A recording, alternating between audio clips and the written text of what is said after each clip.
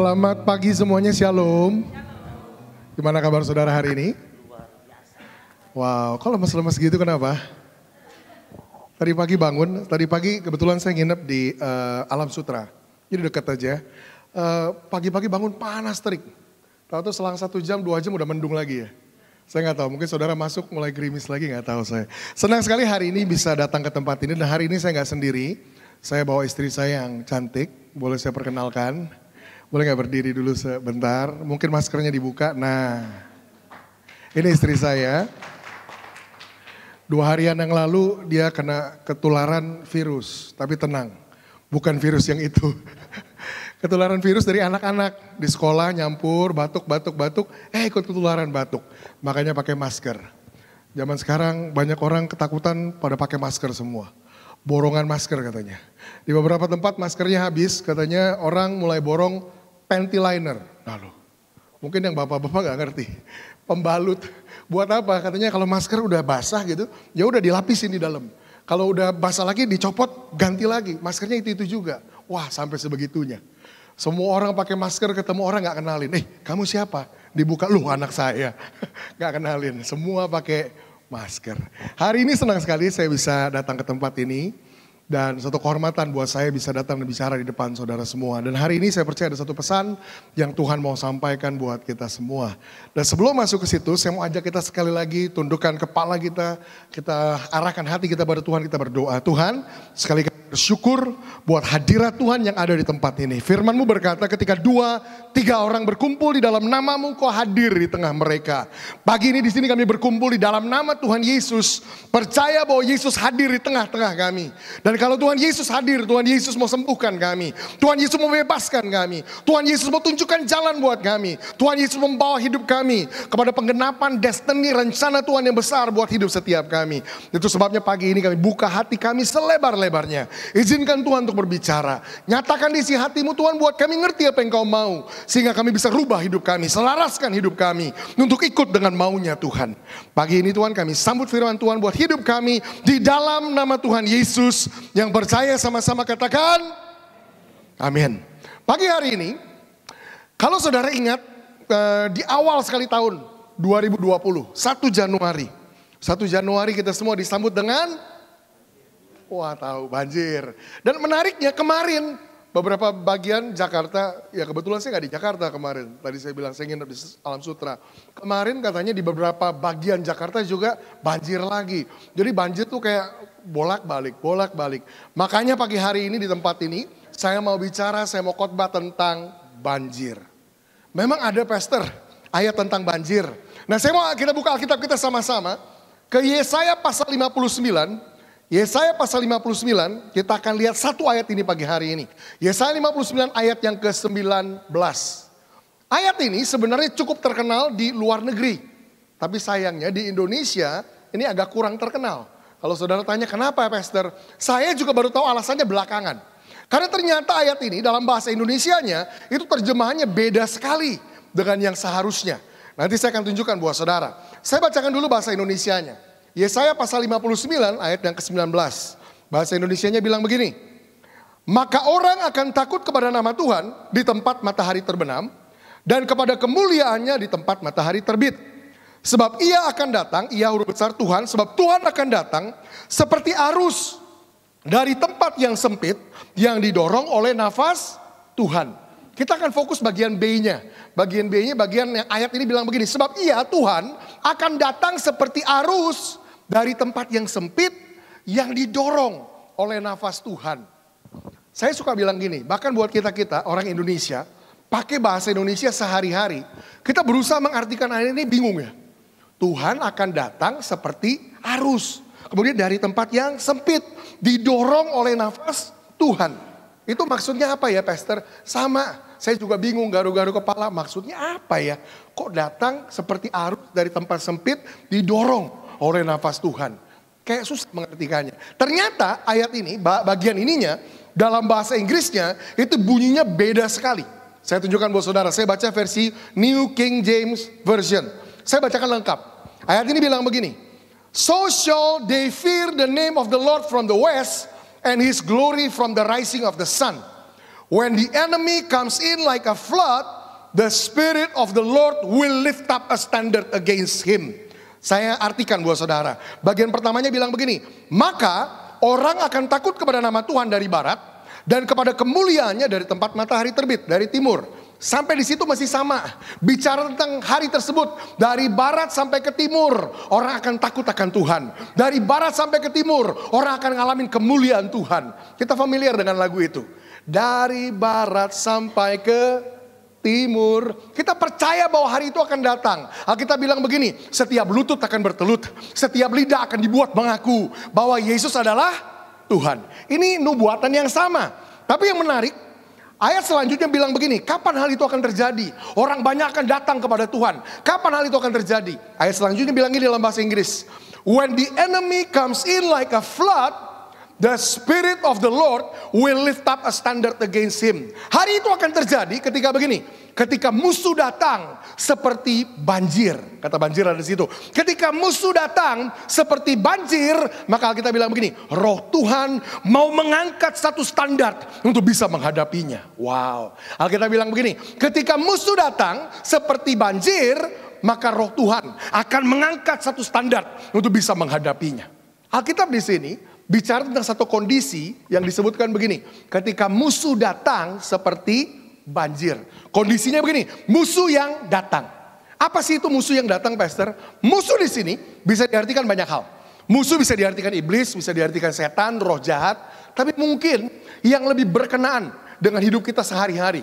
Musuh di sini bisa diartikan sebagai begini, sebagai masalah, sebagai problem, sebagai tantangan. Saya mau tanya sama saudara di sini, berapa banyak saudara di sini yang hidup saudara nggak punya masalah sama sekali? Boleh angkat tangan? Kalau ada, saya pengen belajar.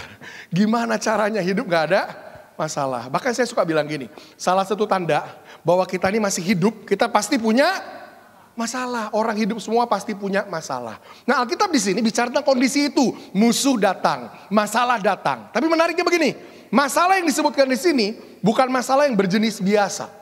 Masalah yang disebutkan di sini punya karakteristik kayak begini. Musuh yang datangnya seperti banjir. Seperti banjir. Artinya apa? Belum tentu banjirnya sendiri musuh. Tapi musuhnya punya karakter seperti banjir. Jadi kalau saudara bilang, saya gak kebanjiran kok Pastor. Ya belum tentu banjirnya sendiri musuh. Tapi yang pasti gini, bisa jadi ada musuh yang datang seperti banjir. Apa yang saya berusaha ngomong? Pagi hari ini saya mau bicara tentang gini. Ada waktu-waktu dalam hidup kita, di mana mungkin Tuhan izinkan masalah datang dalam hidup kita dengan karakter seperti banjir. Ingat, setiap kita punya masalah, tapi ada waktu-waktu tersebut di mana Tuhan izinkan masalah yang datang punya karakteristik yang khusus. Karakternya seperti apa? Masalah yang datang seperti banjir. Nah, pertanyaan selanjutnya adalah begini, seperti apa sih banjir? Nah, pengalaman banjir kemarin, tanggal 1 Januari, kemudian menyusul. Minimal begini, biarpun kita gak kebanjiran, minimal buat kita ngerti sesuatu. Itu kayak jadi alat peraga, alat ilustrasi yang Tuhan kasih untuk menyampaikan pesan ini. Sebelumnya mungkin kita gak ngerti banjir kayak gimana, tapi karena kita lihat begitu nyata, kita jadi ngerti. Banjir tuh punya beberapa karakteristik. Saya mau sebutkan beberapa karakteristik banjir. Supaya saudara cek, benar gak? Ada waktu-waktu Tuhan izinkan masalah datang dalam hidup saudara dengan sifat seperti itu. Seperti apa sih banjir yang pertama? Banjir itu kalau datang sifatnya gimana? Selalu itu jawaban pertama yang saya dapat di mana-mana. Banjir itu kalau datang tiba-tiba. Datangnya mendadak. Datangnya tidak terduga. Kalau saudara ingat kemarin 31 Desember. Semua orang masih happy-happy kok merayakan pergantian tahun. Ada yang di jalanan, kembang api, petasan, ada yang di mall, ada yang di hotel, ada yang di rumah bikin barbeque, macam-macam. Semua orang happy menyambut tahun yang baru. Gak ada satu orang pun yang menduga. Gak ada satu orang pun yang bisa nebak. Kalau besok paginya bakal tenggelam sama banjir. Gak ada yang tahu. Semua gak ada yang menduga. Artinya apa? Banjir punya karakteristik yang pertama. Banjir ketika datang sifatnya begini. Tiba-tiba. Benar ya? Ada waktu-waktu dalam hidup kita di mana mungkin Tuhan izinkan masalah yang datang itu datangnya secara mendadak. secara tidak terduga. Mungkin saudara bilang gini sama saya, Pastor bener, hidup saya lagi baik-baik aja kok. Bisnis saya lagi oke, kerjaan saya lagi oke, keluarga saya lagi oke, hubungan saya sama anak lagi oke, kesehatan saya lagi oke. Tapi kenapa Pastor? Tiba-tiba masalah ini datang. Well, Alkitab udah ngomong, ada waktu-waktu Tuhan izinkan musuh datang seperti banjir. Datangnya tiba-tiba. Itu karakter yang pertama. Karakteristik banjir yang kedua. Selain banjir datangnya tiba-tiba, banjir juga bisa datang segini nih. Saya temukan banjir itu kalau datang, itu datangnya dari berbagai arah. Benar ya? Banjir itu nggak tertib. Banjir itu nggak cuma dari satu arah. Stop! Ya udah nggak jadi banjir. Nggak bisa. Banjir itu bukan cuma datang dari satu arah, dia datangnya dari berbagai arah. Kemarin waktu banjir yang awal tuh, yang besar, ada satu orang di interview di televisi. Dan orang ini bilang begini, sebenarnya saya udah tahu rumah saya itu rawan banjir. Makanya kita udah antisipasi. Bikin apa? Dia bilang saya udah bikin tanggul, bendungan di sekitar rumah. Supaya apa? Kalau air naik gak masuk. Kemudian dia cerita. Tapi kemarin ketika hujan turun lebat terus dan air mulai naik. Dia bilang memang benar dari luar gak masuk. Tapi ternyata dari sela-sela apa tuh? Sela-sela ubin, sela-sela keramik tiba-tiba rembes mulai air naik. Dari selokan air naik. Dari kamar mandi air naik. Dan akhirnya dia bilang gak terbendung. Akhirnya kebanjiran juga. Benar ya? Apa yang kita belajar yang kedua? Karakteristik banjir yang kedua. Banjir itu kalau datangnya ini dari berbagai arah. Ada waktu-waktu dalam hidup kita. Dimana gini juga mungkin Tuhan izinkan. Masalah yang datang itu datangnya dari berbagai arah. Saudara baru dari kantor kena masalah. Pulang ke rumah ribut sama istri. Ketemu anak ribut sama anak. Ketemu teman ribut sama teman. Saudara bilang aduh kenapa ya Pastor. Hidup saya kok gini-gini amat. Kemana saya ngeliat masalah. Kemana saya ketemu orang masalah. Semuanya kayak masalah. Kenapa masalah seperti mengelilingi hidup saya. Well itu karakter banjir yang kedua. Ada waktu-waktu Tuhan izinkan masalah datang seperti banjir. Datangnya dari berbagai arah. Karakteristik banjir yang ketiga. Banjir juga punya sifat kayak gini. Banjir itu ketika melanda, banjir itu sifatnya mengepung, menjebak, mengelilingi. Menjebak tuh mengepung maksudnya apa Pastor?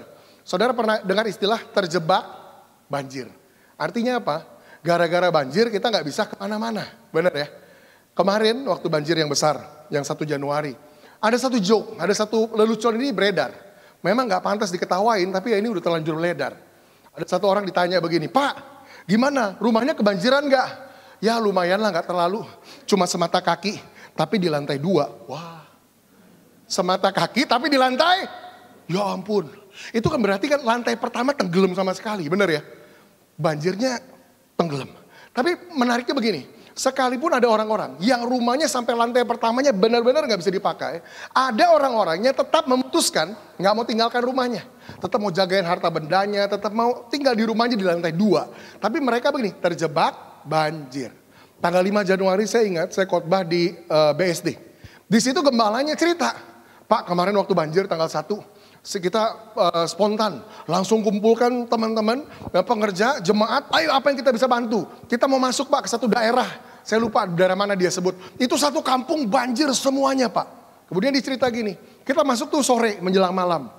Kita pikir itu satu kampung udah kosong semua ngungsi. Tapi kemudian ketika kita mulai masuk pakai perahu karet, itu airnya mulai terdengar, lampu mulai masuk, dia bilang gini, ternyata dari rumah-rumah yang gelap yang kita pikir kosong, tiba-tiba pintu kebuka, jendela kebuka, awalnya serem juga Pak dia bilang. Tapi ternyata dia bilang, satu kampung itu orangnya di situ semua. Masalahnya begini, terjebak banjir, nggak bisa kemana-mana. Maksudnya apa? Ada waktu-waktu dalam hidup kita juga. Di mana mungkin Tuhan izinkan masalah yang datang sifatnya begini, menjebak, memerangkap hidup kita. Maksudnya kayak gimana Pastor? Ada orang di sini yang mungkin bilang begini, iya benar Pastor.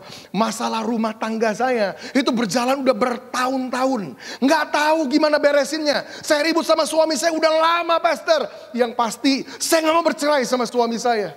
Tapi saya belum ketemu solusinya. Saya belum ketemu jalan keluarnya. Nggak tahu gimana beresinnya. Saya seperti terjebak dalam keadaan ini. Ketika musuh datang seperti banjir, menjebak, memerangkap. Menjebak buat beberapa orang lain mungkin sifatnya begini. Benar Pastor, saya sebenarnya punya hutang.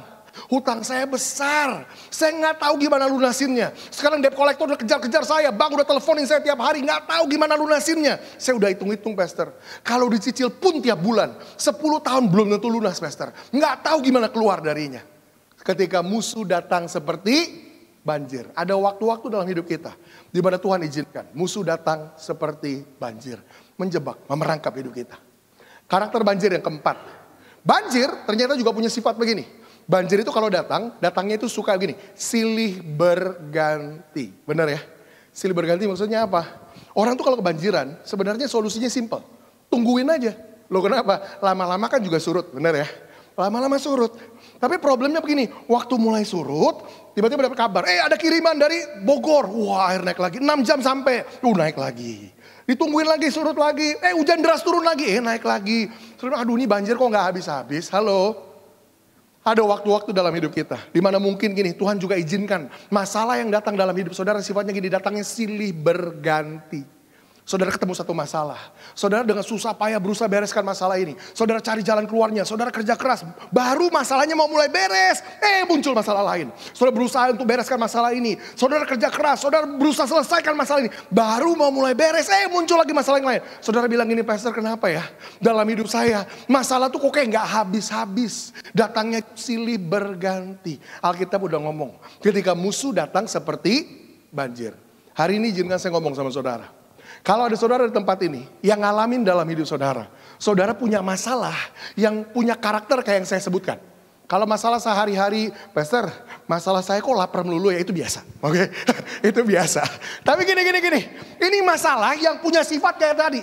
Datangnya mungkin tiba-tiba dalam hidup saudara. Atau datangnya ini memerangkap hidup saudara, gak bisa kemana-mana. Atau datangnya dari berbagai arah. Atau datangnya menjebak, mengurung hidup saudara. Kalau ada saudara yang ngalamin masalah dengan karakter yang saya sebutkan tadi. Saya mau kasih tahu saudara, hari ini saya percaya Tuhan mau berbicara buat hidup saudara. Tapi mungkin saya juga mau bicara sama sebagian yang lain. Yang saudara yang mungkin ngerasa begini, Pastor, hidup saya baik-baik aja. Saya sama sekali gak ngalamin masalah yang Pastor ngomong dari tadi. Maka saya mau bilang gini, saudara terima aja pesan ini. Buat apa? Siapa yang tahu hari-hari ke depan saudara. Yang pasti gini, kalau ke depan tiba-tiba saudara ngalamin masalah yang punya karakter kayak tadi. Saya mau saudara langsung ingat, di awal tahun saudara udah terima pesan ini. Pesan yang mempersiapkan saudara buat apa yang akan datang. Saya gak nyumpahin saudara bakal kena masalah di depan. Tapi tadi kita semua sepakat, gak ada orang hidup tanpa masalah. Jadi kalau ada masalah yang datang kemudian, saudara minimal udah tahu apa yang saudara harus lakukan. Siap? Artinya apa? Pesan ini buat kita semua. Saudara yang lagi ngalamin masalah, pesan ini buat saudara langsung hari ini. Tapi yang enggak apa-apa, terima aja belajar. Sehingga kalau saudara ngalamin sesuatu yang kayak gini, saudara tahu apa yang harus saudara lakukan. Dengar, Alkitab bilang begini. When the enemy comes in like a flood, dengar pesannya. Ketika musuh datang seperti banjir, Alkitab bilang ini, Roh Tuhan mau mengangkat satu standar untuk menghadapinya. Dengar, Tuhan mau ngomong ini sama saudara yang lagi ngalamin masalah kayak gini. Ketika Tuhan izinkan dalam hidup saudara, masalah mungkin datang seperti banjir. Dengar baik saya ngomong, Roh Tuhan mau lakukan sesuatu dalam hidup saudara. Artinya Roh Tuhan mau bekerja dalam hidup saudara. Artinya Roh Tuhan mau melakukan sesuatu dalam hidup saudara. Itu yang pertama, yang saya percaya saudara harus tangkap. Kenapa itu penting, Pastor? Dengar saya ngomong. Kalau semua yang saudara bisa lihat, dari masalah yang saudara alamin, semua yang saudara bisa lihat cuma begini. Pastor, iblis mau hancurkan kesehatan saya. Pastor, iblis mau hancurkan rumah tangga saya. Pastor, iblis mau hancurkan ekonomi saya. Pastor, iblis mau hancurkan bisnis saya. Dengar. Kalau semua yang saudara bisa lihat, dari masalah yang saudara hadapin, cuma gini, iblis berusaha hancurkan hidup saudara, maka saya kasih tahu, nggak ada yang baru yang saudara temukan. Kenapa? Karena Alkitab udah ngomong, pencuri datang hanya untuk mencuri, membunuh, dan membinasakan. Perhatikan kata itu ada di situ. Pencuri datang hanya untuk. Kalau hanya untuk itu artinya apa? Hanya untuk artinya apa? Kerjaan dia cuma itu. Dia gak punya kerjaan yang lain. Pencuri datang hanya untuk mencuri, membunuh, dan membinasakan. Itu memang udah kerjanya iblis. Makanya saya kasih tahu, kalau semua yang saudara bisa lihat dari masalah yang saudara hadapin, cuma iblis berusaha hancurkan hidup saudara, maka gak ada yang baru yang saudara temukan. Tapi pertanyaannya hari ini adalah begini. Dapatkah saudara juga melihat di dalam masalah yang Tuhan izinkan terjadi dalam hidup saudara, di situ juga ada Roh Tuhan sebenarnya yang mau lakukan sesuatu buat hidup saudara. Ada Roh Tuhan di situ yang mau ngerjakan sesuatu dalam hidup saudara. Mau ngapain Roh Tuhan dalam hidup saya, Pastor? Lewat masalah yang saya hadapin. Saya kasih tahu begini, ini Alkitab ngomong, Roh Tuhan justru mau mengangkat hidup saudara untuk naik punya standar yang berbeda. Roh Tuhan lewat masalah yang saudara hadapin mau mengangkat hidup saudara untuk punya level yang berbeda. Roh Tuhan mau upgrade hidup saudara ke tingkat yang lebih tinggi lewat masalah yang saudara hadapin. Roh Tuhan saya percaya tahun 2020 banyak orang yang hidupnya bakal Tuhan bawa naik, yang Tuhan bakal upgrade, yang Tuhan mau naikkan levelnya, justru lewat masalah yang saudara hadapi. Tapi pertanyaan ini mungkin muncul, tapi pastor, kalau Tuhan memang mau upgrade saya, Tuhan mau naikkan level hidup saya, kenapa harus lewat masalah? Benar ya? Mungkin ada yang tanya kayak begitu. Saudara mungkin berargumentasi bilang, Tuhan, kan Tuhan bisa ngomong baik-baik, mau naikin level saya, kenapa harus lewat masalah? Mungkin itu argumen kita. Saya kasih tahu alasannya kenapa. Dengar prinsip ini. Seringkali banjir datang, itu seringkali gini, sekedar untuk menyadarkan kita bahwa rumah kita mungkin posisinya rendah. Seringkali banjir datang, itu hanya sekedar untuk menyadarkan kita bahwa rumah kita posisinya rendah. Artinya apa? Saudara boleh ngobrol sama orang kebanjiran. Sebelum kebanjiran, nggak ada itu yang lihat rumahnya pikir, rumah gue rendah amat ya, nggak ada. Semua ngerasanya rumahnya baik-baik aja. Dia tinggal di situ, makan di situ, main di situ, tidur di situ, semuanya dia lakukan oke-oke aja. Orang waktu nggak ngalamin banjir, dia berpikir semuanya baik-baik aja. Hidup manusia juga sama. Waktu kita lagi cenderung ngalamin hidup baik-baik aja, kita pikir nggak ada yang harus berubah dalam hidup kita. Hidup kita semuanya oke. Tapi gini, hanya ketika Tuhan izinkan ada banjir datang, kita baru sadar, waduh, mungkin rumah saya selama ini posisinya rendah. Ketika Tuhan izinkan banjir mungkin melanda ekonomi saudara. Bantu saudara untuk berpikir, mungkin selama ini saya bangun ekonomi saya dengan prinsip-prinsip yang salah. Waktu Tuhan mungkin izinkan banjir melanda rumah tangga saudara. Bantu saudara untuk berpikir, mungkin selama ini saya bangun rumah tangga saya dengan cara yang salah. Cara yang gak alkitabiah. Waktu Tuhan izinkan banjir melanda bisnis saudara. Sekedar untuk bantu saudara berpikir, mungkin selama ini saya menjalankan bisnis saya dengan cara yang salah. Banjir seringkali Tuhan izinkan. Sekedar ini untuk menyadarkan kita bahwa posisi kita rendah. Kalau orang gak kebanjiran, dia otomatis berasumsi semuanya oke. Bisnis saya oke, biarpun nyogok, biarpun nyuap, biarpun nipu. Oke, kenapa? Tetap diberkati Tuhan. Tapi waktu kebanjiran baru mikir, waduh, mungkin selama ini cara saya menjalankan bisnis salah. Wah sebelumnya kita hubungan sama istri, wah kita buat tempeleng, kita pukul apa segala macam. Tapi masih jalan baik-baik aja, kita pikir it's okay, tempeleng istri oke. Tapi gini, waktu Tuhan izinkan banjir, bantu kita mikir, mungkin selama ini cara saya memperlakukan istri saya salah. Jadi gini, banjir seringkali sekedar Tuhan izinkan untuk menyadarkan kita bahwa mungkin selama ini kita bangun apa yang kita bangun dengan cara yang salah. Kalau gitu apa yang Tuhan mau buat, pastor? Alkitab bilang roh Tuhan mau mengangkat hidup saudara naik ke standar yang lebih tinggi. Kenapa pastor? Tuhan mau upgrade hidup saya. Alasannya apa sih sebenarnya? Saya kasih prinsip yang lain. Ini prinsip. Dengar prinsip ini. Dengar ini prinsip ini. Hanya orang-orang yang gak kebanjiran yang bisa tolong orang-orang yang kebanjiran. Benar? Hanya orang-orang yang gak kebanjiran bisa tolong orang yang kebanjiran. Kalau sama-sama kebanjiran, saudara kebanjiran. Sini Pak saya tolong. Ya Bapak kan banjir juga. Gak bisa. Cuman orang-orang yang gak kebanjiran bisa tolong orang-orang yang kebanjiran. Atau dengar prinsip ini, hanya orang-orang yang posisinya lebih tinggi yang bisa bantu orang-orang yang ada di bawahnya. Masuk akal? Apa maksudnya pastor? Hanya orang-orang yang keluarganya solid, harmonis, keluarganya kuat, yang bisa bantu orang-orang yang keluarganya bermasalah. Hanya orang-orang yang ekonominya baik, kuat, solid, bisa bantu orang-orang yang ekonominya bermasalah. Hanya orang-orang yang bisnisnya kuat, solid, baik, bisa bantu orang-orang yang bisnisnya bermasalah. Hanya orang-orang yang kerohaniannya baik, bisa bantu orang-orang yang kerohaniannya bermasalah. Dan seterusnya, dan seterusnya. Kenapa Tuhan mau bawa saudara naik lebih tinggi? Alasannya gampang. Supaya hidup saudara bisa jadi berkat buat orang-orang di sekitar saudara. Supaya hidup saudara bisa jadi terangnya Tuhan buat orang-orang yang harus saudara tolong di kiri kanan saudara. Tuhan mau bawa saudara naik supaya hidup saudara bisa dipakai sama Tuhan untuk tarik orang-orang yang ada di bawah naik dan kenal sama Tuhan. Makanya ayat tadi dibuka dengan kata-kata begini. Maka, itu cara menarik untuk buka satu kalimat. Maka itu kan hasil, benar gak? Saya olahraga tiap hari. Maka otot saya besar. Itu kan hasil. Tapi menarik. Maka itu di awal. Justru ayat itu mulai dengan tunjukkan hasilnya. Apa hasilnya? Ketika lewat masalah yang Tuhan izinkan melanda hidup saudara. Saudara izinkan roh Tuhan bawa saudara naik ke level yang lebih tinggi. Akibatnya begini. Maka orang akan takut kepada nama Tuhan dari barat dan kepada kemuliaan Tuhan dari timur. Ketika saudara izinkan Tuhan bawa hidup saudara naik ke level yang lebih tinggi dan saudara jadi terang Tuhan buat kiri kanan saudara, saya kasih tahu begini, banyak orang akan datang dan percaya kepada Yesus. Orang dari barat sampai ke timur akan lihat kemuliaan Tuhan yang terbit atas hidup saudara. Orang dari barat sampai ke timur akan datang dan takut akan Tuhan. Tuhan mau buat hidup kita bersinar supaya kota kita bisa kenal Tuhan, bangsa kita bisa kenal Tuhan, tetangga kita bisa kenal Tuhan, keluarga kita bisa kenal Tuhan lewat hidup kita yang Tuhan mau bawa naik ke level yang lebih tinggi. Amin. Saudara tangkap pesan ini. Ini pesan yang saya percaya saya terima di awal tahun. Di awal tahun saya cukup bergumul. Semua orang memulai tahun dengan excited. Oh yes, tahun yang baru, harapan yang baru, semangat yang baru. Tapi yang menyambut kita pertama kali justru banjir, bencana. Saya datang sama Tuhan, bergumul, Tuhan, maksudnya apa sih Tuhan? Ini kan tahun yang baru, kok malah bencana? Kemudian Tuhan ingatkan ayat ini. Sebulan terakhir, saya tiap minggu khotbahin ini. Kenapa? Saya percaya ini pesan yang Tuhan mau sampaikan buat kita. Ini tahun di mana Tuhan mau bawa kita naik ke level yang lebih tinggi. Bahkan lewat masalah yang Tuhan izinkan terjadi dalam hidup kita. Nah, saya mau lanjut. Sekarang pertanyaan yang pentingnya adalah gini. Oke, pastor, kita nangkap pesannya.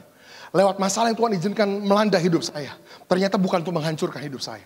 Bukan untuk bikin saya menderita. Bukan untuk menyiksa hidup saya. Ternyata di balik itu ada rencana Tuhan. Roh Tuhan mau lakukan sesuatu dalam hidup saya. Tadi saya bilang kalau semua yang saudara bisa cuma iblis lakukan semua itu buat saudara, nggak ada yang baru. Tapi bisa nggak saudara juga bisa lihat roh Tuhan ada di situ. Apa yang iblis rancang buat kejahatan, Tuhan bisa putar balikan untuk kebaikan. Saudara mungkin bilang, tapi kan itu iblis yang mau hancurkan rumah tangga saya. Benar, itu kan iblis yang mau hancurkan ekonomi saya. Benar, tapi gini, bahkan apa yang iblis rancang buat kejahatan, Tuhan bisa putar balikan untuk kebaikan. Tapi kemudian saudara bilang gini, oke pastor, kita nangkep pesannya. Tuhan mau bawa saya naik level supaya hidup saya bisa jadi terang, jadi berkat buat kiri kanan saya. Tapi pertanyaan pentingnya adalah gini, pastor, kira-kira di area mana saja dalam hidup saya yang Tuhan mau naikkan standarnya? Area mana aja dalam hidup saya yang Tuhan mau upgrade? Area mana aja dalam hidup saya yang Tuhan mau naikkan levelnya? Saya percaya ada 3 area dalam hidup kita yang Tuhan mau upgrade lewat masalah yang Tuhan izinkan melanda hidup kita seperti banjir. Artinya apa? Setiap saudara ngalamin masalah-masalah kayak tadi, saudara langsung ingat ada 3 area ini yang Tuhan mau upgrade, yang Tuhan mau naikkan levelnya, yang Tuhan mau naikkan standarnya. Apa 3 area tersebut? Yang pertama, I believe God wants to elevate the standard of your trust. Saya percaya ini area yang pertama. Saya percaya Tuhan mau naikkan standar keyakinan saudara. Artinya apa? Dengar, masalah yang Tuhan izinkan melanda hidup saudara seharusnya nggak bikin keyakinan saudara justru kendor. Seharusnya nggak bikin iman saudara justru makin mati. Nah, seharusnya nggak bikin kepercayaan saudara sama Tuhan justru makin jauh. Seharusnya masalah yang Tuhan izinkan terjadi dalam hidup saudara mengerjakan begini. Harusnya buat keyakinan saudara justru makin kuat dalam Tuhan. Maksudnya gimana tuh pastor? Kok bisa? Lewat masalah keyakinan kita makin kuat. Gimana caranya? Gini caranya, Tuhan mau merubah kepercayaan saudara jadi keyakinan. Tuhan mau rubah kepercayaan saudara jadi keyakinan. Kok pastor kedengarannya kok mirip-mirip aja ya? Memang dalam bahasa Indonesianya 2 hal itu mirip. Kedengarannya itu 11-12. Kepercayaan sama keyakinan. Tapi saya kasih tahu saudara, there is a big difference between belief and trust. Ada perbedaan yang sangat besar antara belief, percaya, dan trust, yakin. Tapi kan pastor kita kan orang Indonesia, tetap nggak ngerti bedanya apa. Oke. Saya mau kasih saudara ilustrasi. Yang mudah-mudahan ilustrasi ini bisa bantu saudara ngerti perbedaan yang besar antara kepercayaan dengan keyakinan. Saya percaya hampir semua saudara udah pernah dengar ilustrasi ini. Tapi sampai hari ini saya belum ketemu ilustrasi lain yang lebih tepat menggambarkan ini. Jadi saya akan pakai ilustrasi yang sama. Oke, ini ilustrasinya. Katakanlah ada satu orang pemain akrobat yang terkenal. Pemain akrobat ini dikenal udah menjalankan banyak aksi berbahaya sebelumnya. Dia punya reputasi yang sangat hebat. Nah, suatu hari pemain akrobat ini memutuskan dia mau membuat satu atraksi berbahaya lainnya. Sebelum dia menjalankan aksinya, dia undang banyak orang untuk datang. Mari datang, hadir, saya mau buat atraksi yang berbahaya. Dia undang sosmed, dia undang stasiun TV untuk meliput. Semua orang diundang datang. Hari tersebut tiba, orang banyak datang berkumpul. Dan orang banyak yang berkumpul itu menemukan diri mereka diajak oleh orang ini naik ke atas puncak satu gunung yang tinggi. Di atas puncak gunung tersebut mereka semua bingung. Mau ngapain ini pemain akrobat. Mereka nggak lihat ada jaring, mereka nggak lihat jala, mereka nggak lihat tonggak yang tinggi, mereka nggak lihat tenda, mereka nggak lihat apa-apa. Satu-satunya yang mereka temukan cuman begini, ada satu utas tali kawat panjang yang terikat dari puncak gunung sini ke puncak gunung yang di seberang sana. Itu aja yang mereka lihat. Tapi mereka nggak tahu mau ngapain orang ini.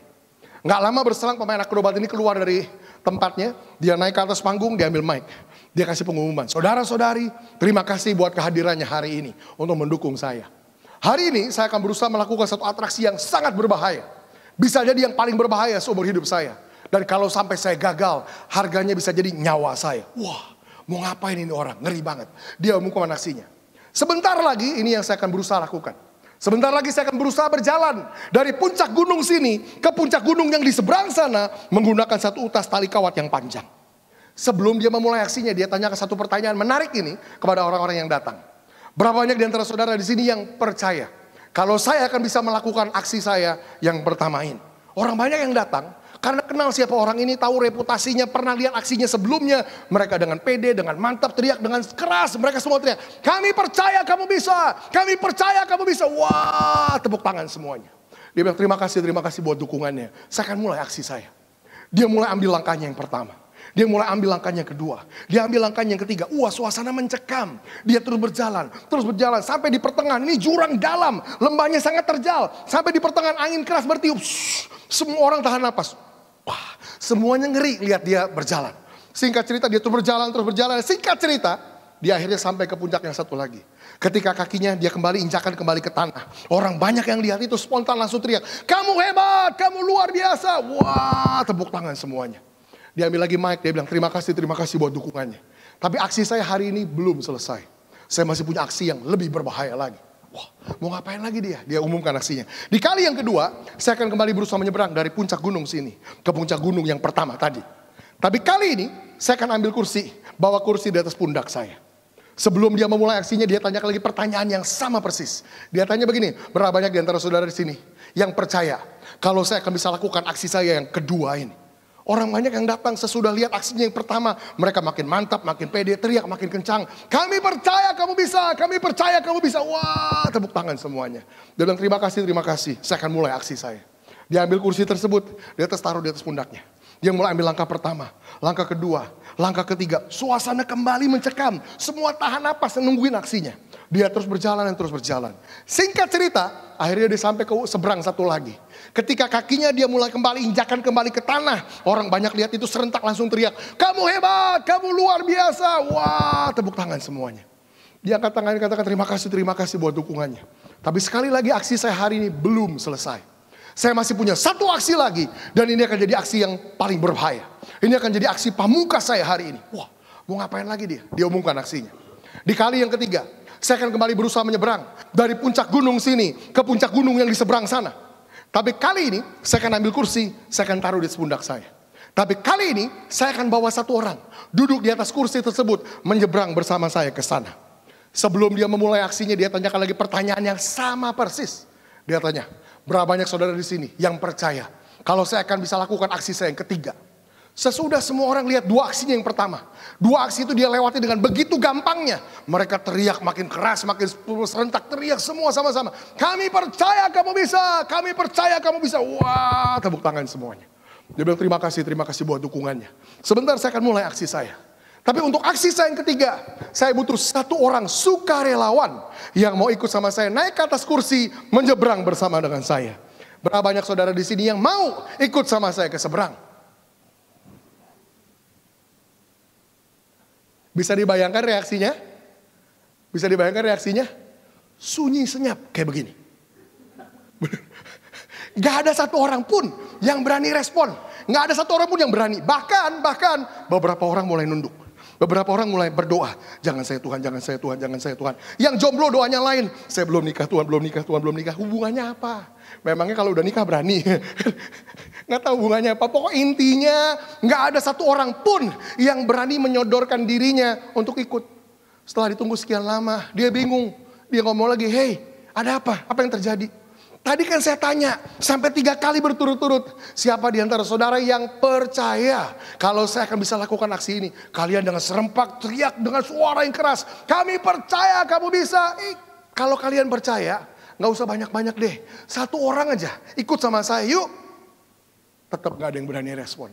Akhirnya setelah ditunggu sekian lama, ada 1 anak kecil lari ke depan dan bilang, udah saya aja. Orang pada bingung, wih berani banget, nekat banget. Sehingga cerita anak itu naik ke atas kursi dan akhirnya mereka menyeberang, aksinya selesai. Belakangan baru ketahuan bahwa anak tersebut adalah anaknya pemain akrobat itu. Oke. Saudara mungkin udah pernah dengar ilustrasi ini, tapi saya mau tanya, saudara tangkap pesannya? Tangkap gak pesannya? Apa pesannya? Perhatikan ini baik, ini pesannya. Ada perbedaan yang sangat besar antara kepercayaan dengan keyakinan. Itu pesannya. Ada perbedaan yang sangat besar antara kepercayaan dengan keyakinan. Dengar ini prinsipnya saya kasih. Orang bisa dengan mudahnya, bisa dengan gampangnya bilang percaya terhadap sesuatu ketika dia nggak harus terlibat dalam apa yang dia bilang dia percaya. Tapi ceritanya jadi beda sama sekali ketika dia diizinkan terlibat aksi tersebut. Kepercayaannya lagi ditantang untuk berubah jadi keyakinan. Terlalu banyak orang dengan gampangnya bilang percaya terhadap sesuatu ketika dia nggak harus terlibat. Tapi waktu harus terlibat baru ceritanya beda. Saudara tanya sama saya, hubungannya sama kita orang Kristen apa Esther? Saya kasih lihat hubungannya. Ada begitu banyak orang Kristen bisa dengan gampangnya bilang begini, oh Tuhan kami percaya Engkau bisa menyembuhkan. Ngomong gitu gampang, waktu badan saudara sehat-sehat saja. Tapi beda ceritanya ketika Tuhan izinkan musuh datang seperti banjir. Tiba-tiba mungkin saudara ngalami sakit penyakit yang saudara gak duga datang dalam hidup saudara. Di situ Tuhan lagi mau rubah kepercayaan saudara jadi keyakinan. Ada banyak orang Kristen bisa dengan gampangnya bilang begini, kami percaya Kau bisa memberkati. Gampang ngomong gitu waktu uang kita lagi banyak. Tapi ceritanya beda sama sekali. Ketika Tuhan mungkin izinkan masalah datang melanda bisnis kita, ekonomi kita, keuangan kita. Di situ Tuhan mau rubah kepercayaan kita jadi keyakinan. Nah, ada banyak orang Kristen bisa dengan gampangnya declare, kami percaya Tuhan Kau bisa memulihkan. Ngomong gitu gampang. Waktu rumah tangga saudara lagi baik-baik aja. Tapi ketika Tuhan izinkan mungkin badai melanda rumah tangga saudara. Tuhan lagi mau rubah kepercayaan saudara jadi keyakinan. Saudara tanya sama saya, kepercayaan yang berubah jadi keyakinan itu bunyinya seperti apa Pastor? Kepercayaan yang berubah jadi keyakinan bunyinya seperti ini. Saudara lihat lembah yang dalam itu. Saudara lihat jurang yang terjal itu. Dan saudara lihat tali yang tipis itu. Dan saudara bilang begini, there is no way I can get through this. Nggak ada cara saya bisa lewatin semua ini. Masalah saya terlalu besar. Tapi kepercayaan yang berubah jadi keyakinan bilang begini, tapi aku yakin di atas pundaknya pemain akrobat itu, aku akan bisa sampai ke seberang sana. Kepercayaan yang berubah jadi keyakinan bunyinya begini. Saudara lihat masalah rumah tangga saudara yang besar. Dan saudara bilang, aku udah ketemu banyak pendeta. Aku udah konseling sama banyak orang. Aku udah coba semua solusi. Nggak ada yang ngeberesin masalahku. Nggak ada cara aku bisa selesaikan masalahku. Aku nggak tahu gimana hadapinnya. Tapi kepercayaan yang berubah jadi keyakinan bilang begini. Tapi Tuhan aku yakin bersama dengan Tuhan. Aku akan bisa melewati semua ini. Saudara lihat masalah keuangan saudara yang besar dan saudara bilang, nggak ada cara aku bisa lunasin utang aku yang begitu besar. Tapi kepercayaan berubah jadi keyakinan bilang begini, tapi aku yakin Tuhan, bersama dengan Tuhan, aku akan sampai ke seberang sana. Saudara lihat masalah hidup saudara dan saudara bilang begini, nggak tahu gimana aku beresinnya. Tapi aku sekedar gini, aku sekedar yakin bersama dengan Tuhan, aku akan bisa lewatin semua masalah ini.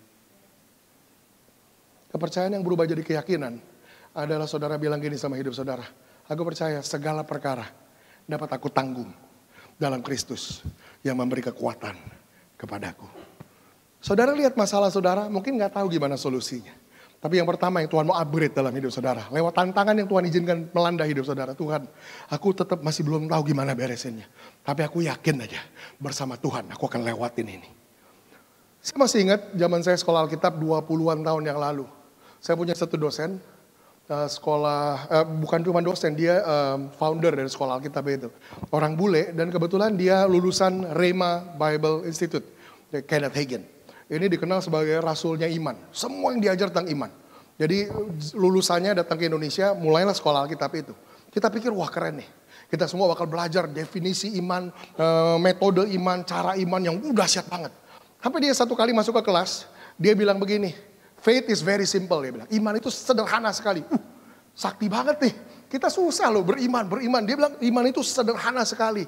Apa itu iman? Dia bilang, I give you the best definition of faith. Saya kasih kamu definisi iman yang terbaik. This is faith, dia bilang. Faith is knowing that everything will be okay at the end.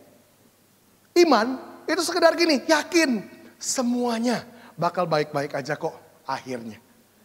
Waktu saudara ngalamin masalah, wah itu udah kayak semua dalam saudara menjerit.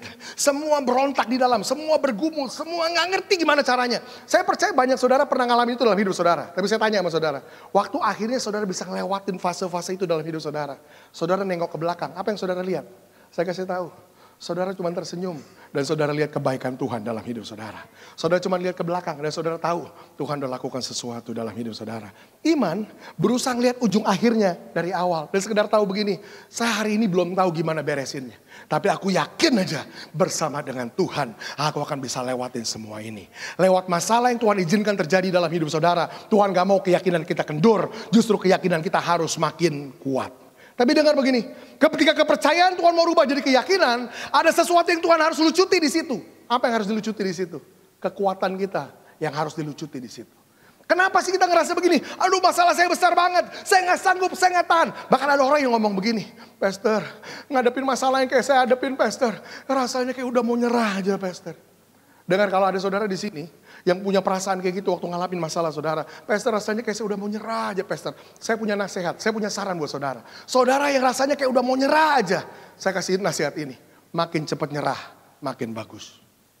Loh kok begitu Pastor? Dengar. Nyerah itu bukan begini. Saya pengen nyerah aja Pastor, saya pengen gantung diri. Bukan. Nyerah itu bukan bunuh diri. Nyerah itu bilang apa? Nyerah itu Tuhan, aku udah gak sanggup. Aku udah gak kuat. Aku udah gak mampu. Tuhan, aku angkat tangan. Supaya Tuhan yang bisa turun tangan. Tuhan aku serahkan semua kekhawatiranku sama Tuhan. Kenapa? Sebab Tuhan peduli.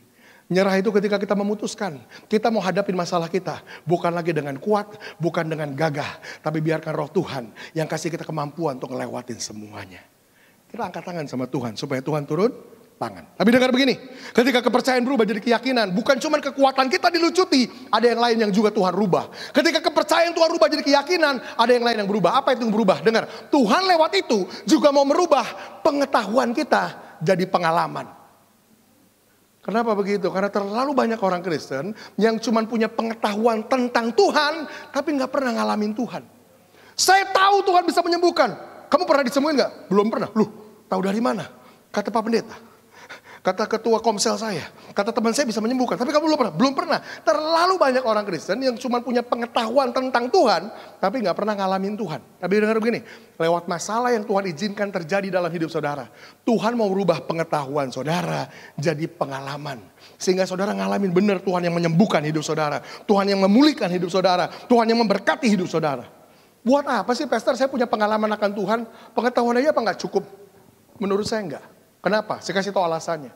Karena pengetahuan akan Tuhan, tentang Tuhan, nggak akan bikin orang di sekitar saudara tertarik untuk kenal Tuhan saudara. Nggak akan. Tapi pengalaman dengan Tuhan akan bikin orang-orang di sekitar saudara tertarik mau kenal Tuhan saudara. Saudara nggak percaya? Saya kasih ilustrasi ya. Ini pengetahuan dan pengalaman. Kalau saya bilang gini sama saudara hari ini gimana? Saudara, saya dikasih tahu katanya di seberang itu ada warung bakso, katanya enak. Enaknya kayak gimana Pastor? Gak tahu saya. Saya cuma dikasih tahu katanya enak. Saudara mau cobain gak kira-kira? Mau cobain gak? Saudara paling bilang begini, gini deh Pastor deh cobain dulu deh.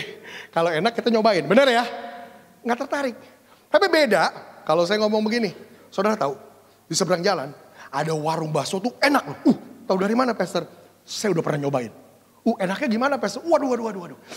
Saudara cobain. Datang aja ke situ, saudara cium baunya. Waduh, itu rasanya kayak air liur udah mau netes. Bisa begitu Pastor? Benar. Itu rasanya kayak waduh, rasanya udah enaknya udah berasa. Belum lagi kalau saudara pesan, itu kuahnya dihirup. Waduh, itu sari-sarinya kayak merasuk sampai ke sumsum. Begitu Pastor. Pengen nyobain gak kira-kira?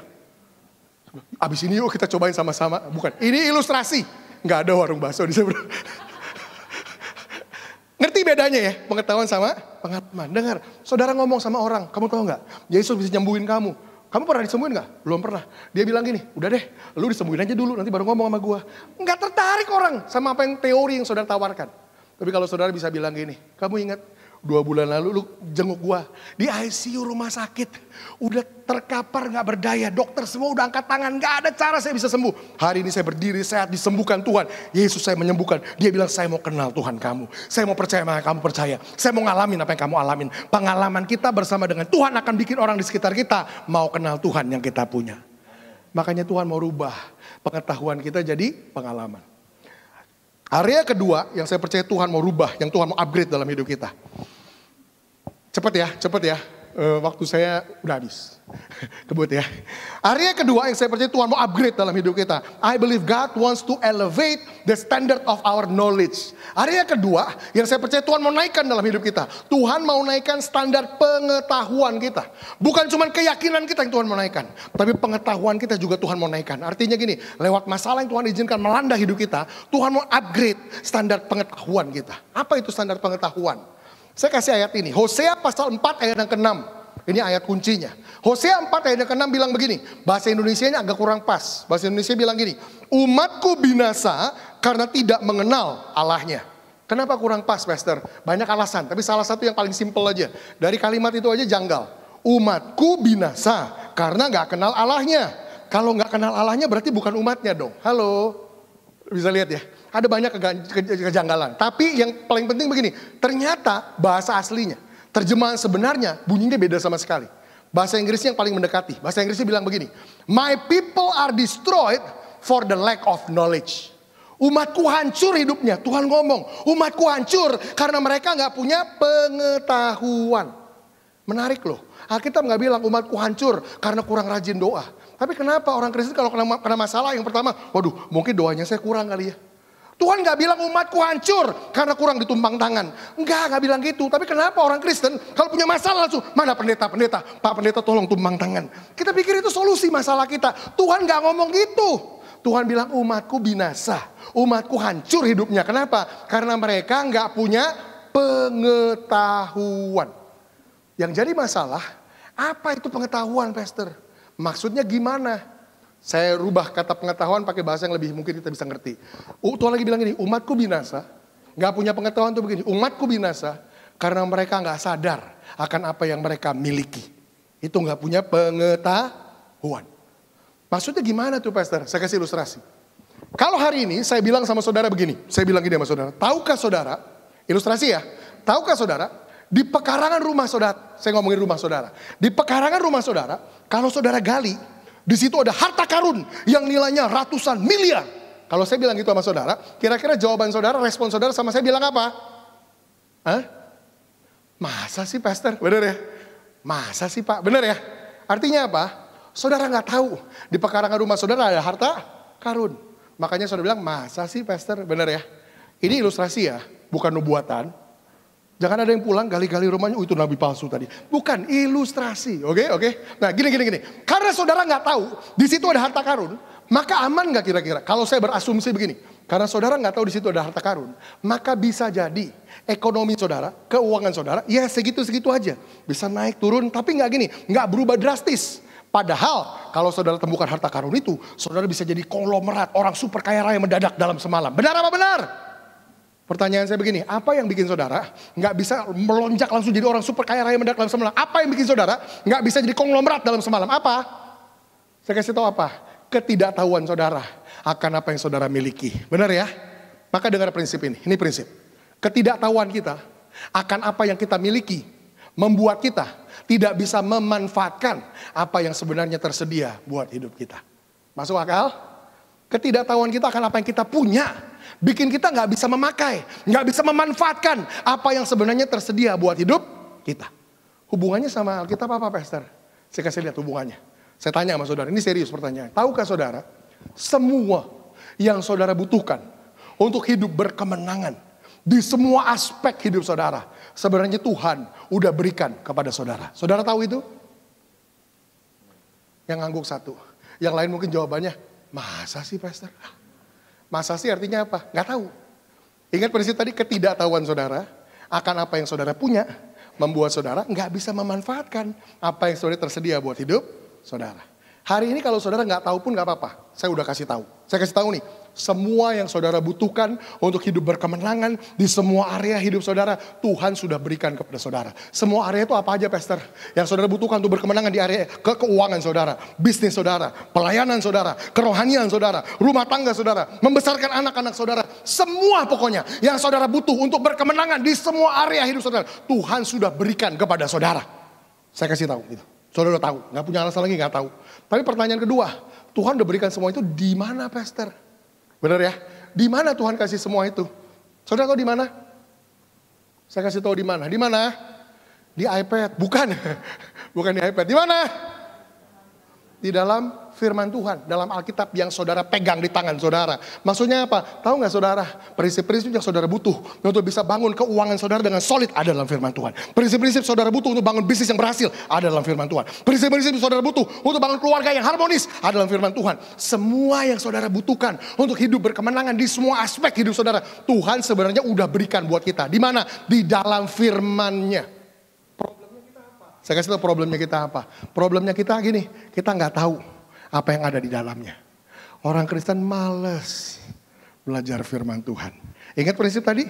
Ketidaktahuan kita akan apa yang sebenarnya kita punya membuat kita nggak bisa memanfaatkan apa yang sebenarnya tersedia buat kita. Amin. Saudara nangkap ini? Semua yang saudara butuh artinya apa? Dengar. Kalau hidup saudara tetap menderita. Kalau hidup saudara tetap miskin. Kalau hidup saudara tetap sakit-sakitan. Kalau keluarga saudara tetap berantakan. Dengar, saudara gak bisa salahkan Tuhan. Saudara gak bisa salahkan iblis. Saudara gak bisa salahkan keadaan. Salahkan siapa? Salahkan dirimu sendiri. Kenapa? Karena semua yang saudara butuh untuk hidup berkemenangan, Tuhan udah kasih kok sama saudara. Kenapa saudara gak pakai? Artinya apa? Saya mau ngomongnya agak keras ya. Kalau terlalu keras, tersinggung, ya lain kali jangan diundang lagi pendeta ini. Saya ngomong nih. Artinya apa? Kalau saudara ngerti prinsip ini, saya ngomong, harusnya orang Kristen gak boleh miskin. Harusnya orang Kristen hidupnya gak boleh sakit-sakitan. Harusnya orang Kristen keluarganya gak boleh bermasalah. Harusnya orang Kristen bisnisnya gak boleh gagal. Kenapa? Karena semua yang saudara butuh untuk hidup berkemenangan di semua area hidup saudara, Tuhan udah berikan kepada saudara. Jadi kalau ada orang Kristen yang sampai matinya tetap miskin, gak bisa datang sama Tuhan bilang, Tuhan kenapa saya miskin terus? Itu kayak orang yang di pekarangannya ada harta karun ratusan miliar, gak bisa datang sama Tuhan bilang, Tuhan kenapa saya miskin terus? Tuhan bakal bilang, hello, lu kemana aja? Di pekarangan lu ada harta karun ratusan miliar. Kenapa nggak pernah lu pakai? Kalau ada orang Kristen datang sama Tuhan, Tuhan kenapa hidupku begini? Tuhan akan bilang, hello, yuk kemana aja? Semua yang kamu butuhkan untuk hidup berkemenangan di semua aspek hidup kamu, Tuhan udah berikan kok sama kita. Tapi kalau kita nggak pernah gali keluar, itu harta karun diliatin aja, dipajang aja. Ini Alkitab berdebu sampai nggak tahu isinya apa. Ya jangan salahkan Tuhan waktu hidup kita menderita. Umatku binasa karena nggak punya pengetahuan. Saudara ngerti ini sekarang ya? Tuhan bilang umatku binasa karena mereka nggak tahu, nggak sadar akan apa yang mereka miliki. Nah sekarang hubungannya sama banjir-banjir tadi apa, Pastor? Saya kasih lihat hubungannya. Kenapa saya bilang ketika Tuhan izinkan musuh melanda hidup kita, di situ Tuhan mau upgrade pengetahuan kita. Saya kasih prinsipnya. Banjir yang kita alami dalam hidup kita, banjir itu kan air ya, benar ya? Kalau banjir duit, puji Tuhan. Tapi banjir sampai sejauh ini masih air. Maksudnya apa? Air punya sifat begini. Air itu mengalir dari tempat tinggi ke rendah atau rendah ke tinggi? Tinggi ke rendah. Ini prinsip air. Air akan selalu mengisi titik terendah duluan. Artinya apa? Hidup kita tuh areanya banyak. Tapi saya kasih tahu, area mana dalam hidup kita yang titiknya paling rendah, di situ yang bakal diserang duluan. Hidup kita areanya banyak. Area rumah tangga, keluarga, mendidik anak, bisnis, ekonomi, areanya banyak. Tapi area mana yang titiknya paling rendah, itu yang air bakal isi duluan. Itu yang banjir akan landa duluan. Artinya apa? Saya jadi pendeta tuh 22 tahun. Saya konseling orang mungkin udah ribuan orang. Bener-bener harafiah ribuan. Saya ketemu orang melulu. Dan saya temukan begini. Masalahnya orang tuh kebaca. Masalahnya orang tuh gini. Itu aja. Orang yang masalahnya keuangan pasti berkutat di seputar keuangan mulu masalahnya. Orang yang masalahnya rumah tangga pasti masalah rumah tangga terus. Makanya kalau orang punya kecenderungan kawin cerai terus. Kenapa? Bukan tentang menemukan pasangan yang tepat buat saya. Tapi menjadi orang yang tepat buat orang itu. Kitanya yang salah bukan orang itu. Masalahnya orang di situ-situ aja. Kenapa? Ketika itu titik yang paling rendah. Banjir gak akan ngisi yang lain duluan. Itu dulu yang bakal diserang terus. Makanya orang kena narkoba di situ aja narkoba terus yang diserang. Pokoknya itu aja. Makanya apa? Ketika Tuhan izinkan banjir melanda hidup kita, Tuhan mau kita upgrade pengetahuan kita di area itu. Jadi di area di mana kita bermasalah, masuk dalam firman Tuhan. Belajar firman Tuhan tentang area itu. Gimana ya saya harusnya mengelola keuangan saya? Gimana saya harusnya mengatur keuangan saya? Gimana saya harusnya memperlakukan keuangan? Belajar di situ. Cari buku-buku rohani. Saudara dengar khotbah-khotbah tentang itu. Bahkan kalau perlu, saudara datang sama orang-orang yang saudara tahu berkemenangan di area itu. Pak, tolongin saya Pak. Gimana sih caranya belajar harmonis rukun sama istri? Bapak udah nikah 50 tahun masih kayak ABG pacaran Pak, luar biasa. Aduh saya ribut terus Pak. Belajar, upgrade pengetahuan kita. Sehingga kita tahu apa yang harus kita rubah. Area kedua yang Tuhan mau upgrade dalam hidup kita. Tuhan mau upgrade standar pengetahuan kita. Coba dengar yang terakhir, yang ketiga. Yang ketiga singkat aja, yang ketiga cepat aja. Waktu Tuhan izinkan masalah datang seperti banjir dalam hidup kita. Yang pertama ingat, Tuhan mau keyakinan kita naik. Tuhan, aku mungkin belum tahu gimana cara bereskan ini. Tapi aku yakin aja, bersama dengan Tuhan aku akan bisa lewatin semua ini. Good. Tapi yang kedua, saudara ngerti PR saudara. Di area tersebut saya bermasalah. Saya harus upgrade pengetahuan saya. Saya harus mau masuk dalam firman Tuhan. Gali apa yang selama ini tersedia buat hidup saya. Pertolongan saya bukan dari sana sini. Pertolongan saya Tuhan udah berikan di tangan saya. Itu yang Tuhan mau kita gali. Firman Tuhan, gali itu keluar. Cari buku-buku rohani dekat situ. Rubah pengetahuan kita. Tapi yang ketiga. Saya mau kasih saudara 2 ayat dan kita akan tutup dengan ini. Ayat yang pertama. Yakobus pasal yang kedua. Aduh ngos-ngosan makanya jangan gendut-gendut kayak saya. Yakobus 2 ayat 17. Yakobus 2 ayat 17. Alkitab bilang ini, gak usah dibuka ya, kalau bisa ditampilin bagus juga. Tapi kita semua familiar kok sama ayat ini. Alkitab bilang ini, Yakobus 2 ayat 17. Demikian juga hanya dengan iman. Jika iman itu tidak disertai dengan perbuatan, maka iman itu pada hakikatnya adalah, kita semua tahu ayat ini, iman tanpa perbuatan pada hakikatnya mati. Kata iman, saya mau rubah. Pakai terminologi yang dari tadi kita pakai. Dengar ini. Karena keyakinan tanpa melakukan apa-apa sama aja bohong. Kenapa saya harus bilang begini? Ada orang Kristen yang waktu ketemu masalah, dia izinkan keyakinannya naik, bagus. Tuhan, aku udah gak tahu gimana deh. Tapi aku yakin bersama dengan Tuhan, aku akan bisa lewatin semua ini. Bagus. Terus tanya, Bapak mau ngapain? Ya udah gak ngapa-ngapain, tungguin aja. Ya. Keyakinan tanpa melakukan apa-apa sama aja bohong. Iman tanpa perbuatan pada hakikatnya mati. Jadi jangan cuma area pertama aja yang di-upgrade, oke? Area pertama naik bagus. Aku yakin Tuhan, bersama dengan Tuhan aku akan bisa lewatin semua ini. Tapi ada yang kedua. Yakobus pasal 1 ayat 22. Dua-duanya di Yakobus. Yakobus 1 ayat 22 bilang begini, hendaklah kamu jadi pelaku firman, bukan cuman pendengar saja. Oke, tadi poin yang kedua kita belajar apa? Tuhan mau kita upgrade pengetahuan kita. Kita upgrade pengetahuan dengan apa? Dengan firman. Kita mulai masukkan firman Tuhan. Tapi dengar gini, firman Tuhan yang kita masukkan, kalau kita nggak aplikasikan, percuma. Pastor, saya udah ikut banyak seminar kok. Wah semua, saya udah konseling, saya udah belajar semua, dengar semua khotbah. Terus kamu ngapain? Nggak ngapa-ngapain, percuma. Pengetahuan yang kita masukkan harus kita aplikasikan. Kesimpulannya apa? Dengarin kesimpulannya. Keyakinan yang di-upgrade, ditambah dengan pengetahuan yang di-upgrade, sama dengan hanya akan menuntut kita untuk punya tindakan yang di-upgrade. Untuk punya perilaku yang di-upgrade. Area ketiga, I believe God wants to elevate the standard of our action. Artinya apa? Di tahun 2020. Berdasarkan keyakinan kita yang baru. Dan berdasarkan pengetahuan kita yang baru. Kita izinkan Tuhan rubah perilaku kita. Saya percaya di tahun 2020 ada perilaku kita yang akan berubah. Sikap-sikap kita yang akan berubah. Sifat-sifat kita yang akan berubah. Ada karakter kita yang akan berubah.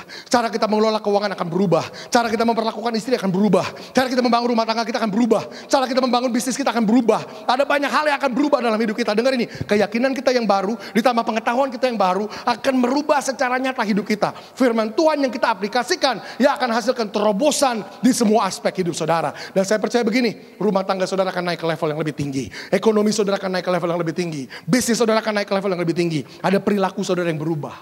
Keyakinan orang gak bisa lihat. Pengetahuan orang gak bisa lihat.